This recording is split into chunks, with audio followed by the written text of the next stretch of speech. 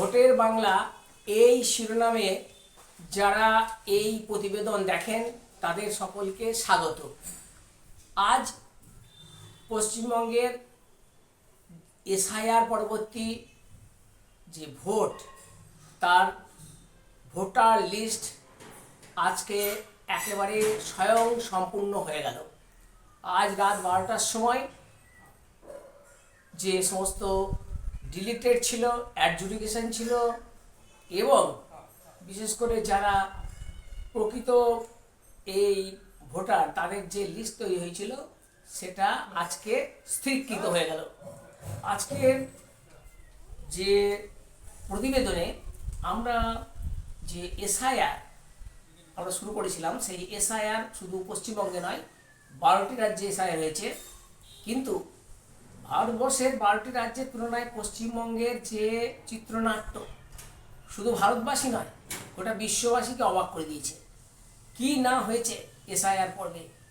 সবথেকে ভয়ঙ্করতম পর্ব যেটি হলো মালদাহে মথাবাড়িতে বিচারপতিদের পর্যন্ত আক্রান্ত হতে হয়েছে এই এসআইআর। অথচ অন্যান্য রাজ্যে এসআইআর হয়েছে একেবারে নির্বিঘ্নে, যথাসময়ে এবং যথা নিয়মে। কিন্তু পশ্চিমবঙ্গ এক অবাক, এক অদ্ভুত রাজ্য, যে রাজ্যের এসআইআর হতে দীর্ঘ সময় তো লাগলো, এখনও সম্পূর্ণভাবে এসআইআর সম্পূর্ণ হয়েছে এ কথাও বোধহয় বলা যাবে না। কারণ এখনও রয়েছে একটি বিশেষ পর্যায়ে, তার নাম হচ্ছে আপিল ট্রাইব্যুনাল। অর্থাৎ যে ট্রাইব্যুনাল, অর্থাৎ যাদের নাম বাদ গেল অ্যাডজুডিকেশনের পরেও তারা আবার আবেদন করতে পারবে, সেই পর্যায়টিও কিন্তু আছে। এখন আমাদের আজকের প্রতিবেদনে যে দুটি বিষয় লক্ষ্য করতে হবে সেটি হলো, আমাদের পশ্চিমবঙ্গে দুটি দফায় ভোট হচ্ছে। এক 23/4 অর্থাৎ 23শে এপ্রিল, আর একটা 29শে এপ্রিল। 23শে এপ্রিল ভোট হচ্ছে 152টি বিধানসভায়, আর 29শে এপ্রিল শুরু হচ্ছে 142টি বিধানসভায়। এবং আমরা দেখলাম যে এই তার মধ্যে গতকাল শেষ হয়ে গেছে প্রথম পর্যায়ে নমিনেশন পত্র, আজকে তার স্ক্রুটিনি করার দিন এবং আগামীকাল থেকে চলছে। শুধু তাই নয়, গোটা পশ্চিমবঙ্গের 294টি আসনে নির্বাচনী প্রচারে কিন্তু একেবারে জোয়ার এসেছে। কিন্তু আজকের যে প্রতিবেদনের যেটা মারাত্মক বিষয় সেটি আমাদের লক্ষ্য করতে হবে। সেটি হচ্ছে 60,0675 এই পরিমাণ অ্যাডজুডিকেশন গিয়েছিল। অর্থাৎ যারা নির্বাচন কমিশনের দ্বারা নির্ধারিত যে সমস্ত তথ্য বা ডকুমেন্টস দিতে বলেছিল, সেই ডকুমেন্টস যাদের সঠিক হয়নি তাদের পরিমাণ ছিল 60,06,75 জন। এই সংখ্যার মধ্যে আজকে যে মানে গতকাল রাত্রে অর্থাৎ আজকে যে দেখা যাচ্ছে, তার মধ্যে টোটাল যে বাদ, একেবারে তারা এই ভোটে কিন্তু আর অংশগ্রহণ করতে পারবে না। এই যে 23 তারিখ এবং 29 তারিখের যে বিধানসভা নির্বাচন হবে, তাতে যারা আর ভোট দিতে পারবে না কিন্তু ট্রাইব্যুনালে তারা যেতে পারবে, তাদের সংখ্যা মারাত্মক। সেই সংখ্যাটা হচ্ছে 27,16,393 জন। আর যারা ওই 60,06,675 জনের মধ্যে যারা নতুন এই ভোটার তালিকায় ভোট দেওয়ার অধিকার পেল, তাদের সংখ্যাটাও খুব ইম্পর্টেন্ট লক্ষ্য করতে হবে। সেটা হচ্ছে 32,64,119। এই যেমন এরা সুযোগ পেয়েছে, এদের যেমন স্বস্তি তেমনই অস্বস্তির কারণ হয়েছে ওই 27,16,393 জনের, যারা ভোট দিতে পারবে না। শুধু এইটুকুই নয়, আগামী দিনে তাদের 6 নম্বর ফর্ম ফিল আপ করা এবং তাদের সমস্ত আবার নতুন করে তথ্য দিতে হবে। তবে একথা ঠিক, এই বিষয়ে অপপ্রচার একেবারেই করা চলবে না। যারা অ্যাডজুডিকেশনে আটকিয়েছে, অর্থাৎ এই যে 27,16,393 জন, এদের মধ্যে কোনো ভয় ভীতি রাখার প্রয়োজন নেই। হয় ভোট দিতে পারবে না, কথা সত্য। তৎসত্ত্বেও ভারতের যে সর্বোচ্চ বিচারালয় সুপ্রিম কোর্ট, তাদের কিন্তু আবার একবার নিজেদের তথ্য বা যাকে বলে ডকুমেন্টস দিয়ে নিজেকে প্রমাণ করার সময় পাওয়া যাবে। সুতরাং এক্ষুনি ভেঙে পড়ার কিছু নেই। তারা যারা প্রকৃত ভারতবাসী, যারা প্রকৃত ভারতের ভোটার, তারা অবশ্যই শুরু হয়ে গেছে আজ থেকেই এই ট্রাইব্যুনাল, এবং ট্রাইব্যুনালের প্রধানে আছে আমাদের যে পশ্চিমবঙ্গের যে হাইকোর্ট কলকাতা, তার প্রধান বিচারপতি। সুতরাং এখানে কোনো রাজনৈতিক বিষয়বস্তু নাই, যে কোনো রকমের যে নিরপেক্ষতার কোনো অভাব নেই।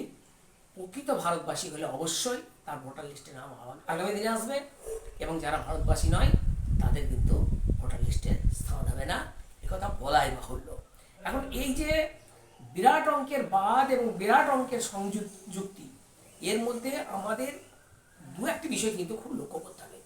সব থেকে যেটা চোখে আঙুল দিয়ে দেখার মতো হয়েছে, সেটি বাদের দিক দিয়ে তিনটি জেলা, বিখ্যাত জেলা তিনটি। একটি হচ্ছে মুর্শিদাবাদ জেলা, যার বাদের সংখ্যা হচ্ছে 4,55,137 জন। দ্বিতীয় হচ্ছে মালদা জেলা, 2,39,375 জন। 3 নম্বর হচ্ছে জেলাটির নাম, এই জেলাটি বিখ্যাত কিন্তু সেটা হচ্ছে নদিয়া। এই নদিয়া জেলাতে কিন্তু সংখ্যাটা খুব একটা বেশি নয়, কিন্তু পার্সেন্টেজের দিকে থেকে সবার আগে এই জেলাটি, এই নদিয়া জেলা, এর বাদ পড়েছে 2,08,626 জন। মানে পার্সেন্টেজের দিক দিয়ে কিন্তু নদিয়াতে সব থেকে বেশি বাদ পড়েছে। আর পরের জেলাটির নাম হচ্ছে উত্তর চব্বিশ পরগনা এবং দক্ষিণ চব্বিশ পরগনা। উত্তর চব্বিশ পরগনায় বাদ পড়েছে 3,25,666 জন। দক্ষিণ চব্বিশ পরগনায় বাদ পড়েছে 2,22,929 জন। এছাড়া উল্লেখযোগ্য হচ্ছে পূর্ব বর্ধমানে বাদ পড়েছে 2,09,805 জন। বীরভূমে বাদ পড়েছে 82,059 জন। কলকাতা দক্ষিণে বাদ পড়েছে 28,468 জন। এছাড়াও দক্ষিণ যে 24 পরগনা, সেখানে বলা হয়েছে যে 2,22,929 জন।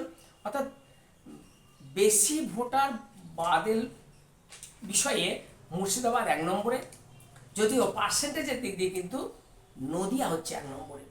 তাই এই ব্যাপক যে অ্যাডজুডিকেশনে যে যারা ছিল, সেই বাদের দিক দিয়ে, এবং ইতিমধ্যেই আরও আগে যে ম্যাপিংয়ের সময় বাদ গেছে, সর্বমোট প্রায় 1 কোটি, যারা 2002 সাল বা 2014 সাল বা এই যে 2024 সালে যারা লোকসভা ভোট দিল, তাদের থেকে প্রায় বাদ গেল প্রায় 1 কোটি।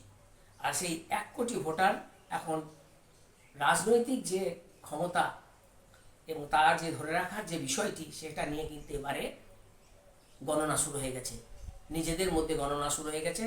কারণ শাসক এবং প্রধান বিরোধী দলের মধ্যে যে ভোটের যে সংখ্যার যে হেরফের, সেটা কিন্তু খুব কম, মাত্র 34 লক্ষের কাছাকাছি। তাহলে 34 লক্ষের কাছাকাছি ভোটের মধ্যে দিয়ে বিরোধী এবং শাসকের পার্থক্য ঘটেছে। সেক্ষেত্রে যদি 1 কোটি ভোটার এইভাবে বাদ চলে যায়, তাহলে আগামী দিনে কি হতে পারে সে নিয়ে কিন্তু জল্পনা আমাদের থাকছে। তাই আমরা আগামী দিনে 23 তারিখে এবং 29 তারিখে সকল ভোটার ভারতের নির্বাচন কমিশনের নির্দেশ অনুসারে নির্ভয়ে ভোট দিতে যান, যাকে ইচ্ছে ভোট দিন। এবং কোনো রকমের সমস্যা হলে আপনারা বিভিন্ন রকমের ডিজিটাল মাধ্যম এবং সরাসরি ইসিওকে জানানো যাবে। সর্বোপরি আপনারা ভোট দিতে যাবেন, এটা সম্পূর্ণ গোপনীয় বিষয়। এই ভোট এমনভাবে নেওয়া হবে এবার, কোনো কারো ক্ষমতা নেই সাধারণ মানুষ কে কাকে ভোট দিচ্ছে দেখার। সুতরাং অনেকে ভয় ভীতি দেখাবে, কিন্তু কোনো ভয় ভীতির প্রশ্ন নেই। বুথে যান এবং ড্রোন দিয়ে এবারে দেখা হবে কোথায় কোথায় হুমকি দিচ্ছে। সমস্ত হুমকি অবহেলা করে এবার আপনারা ভোট দিন। ভারতবর্ষের মধ্যে পশ্চিমবঙ্গের এবারে এই যে ভোট, এই ভোটটা কিন্তু একেবারে অন্যান্য ভোটের থেকে একটু আলাদা হবে। সবার নজর আছে এখানে। সুতরাং এই ডিজিটাল যুগে যারা চুরিদারি করবার ইচ্ছা করছে তাদের কিন্তু সব ফাঁস হয়ে যেতে পারে।